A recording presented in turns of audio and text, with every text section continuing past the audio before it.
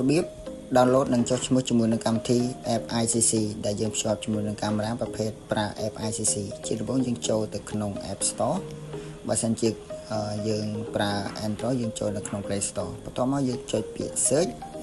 បន្ទាប់ពីយើងចុចពាក្យ search គឺយើងវាយពាក្យថា ICC អញ្ចឹងយើងវាយមក ICC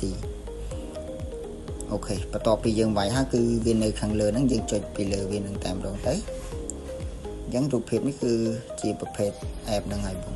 អញ្ចឹងយើងចុច download មកបន្ទាប់ពីយើង download ហើយយើងរងចាំឲ្យវាពេញសិនមកទើបយើង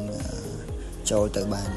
អូខេឥឡូវពេញហើយយើងចុច open បើកវាមកបន្ទាប់ពីយើងចុច open ហើយគឺវានឹងចូលទៅផ្ទាំងបែបនេះនៅពេលយើងចូលផ្ទាំងបែបនេះគឺយើងអូសវាមកខាងឆ្វេងពីមកហើយចុចពីខាងក្រោមហ្នឹងទៅតាមសញ្ញាដែលបានបង្ហាញហ្នឹងគឺយើងចុចតាមអ្វីដែលខាងប្អូនបានបង្ហាញមកបងអញ្ចឹងយើងចុចតាមនឹងរហូតមកវាឲ្យយើងចុច allow គឺយើងចុច allow តាមវារហូតដល់វាឈប់ឲ្យចុចមកបងនៅក្នុងហ្នឹងគឺវាមានជម្រើសឲ្យយើងចុះឈ្មោះច្រើនយើងអាចចុះឈ្មោះជាមួយនឹង Facebook ក៏បានយើងចុះឈ្មោះនឹង Apple ID ក៏បានតែសម្រាប់ខ្ញុំគឺខ្ញុំចុះឈ្មោះជាមួយនឹង Gmail អញ្ចឹងគឺខ្ញុំចុចកន្លែង register កន្លែងចុះឈ្មោះនេះមកដែលខ្ញុំបានបង្ហាញហ្នឹងអូខេអញ្ចឹងយើងចុចពីលើហ្នឹងមកគឺយើងវាយ Gmail ហើយនឹងលេខកូដសម្រាប់ Gmail របស់យើងហ្នឹងគឺយើងចូលទៅយកទៅក្នុងកម្មវិធី Gmail ឥឡូវខ្ញុំបានដាក់ Gmail និង password ឲ្យបងហើយសម្រាប់ Gmail និង password បងដាក់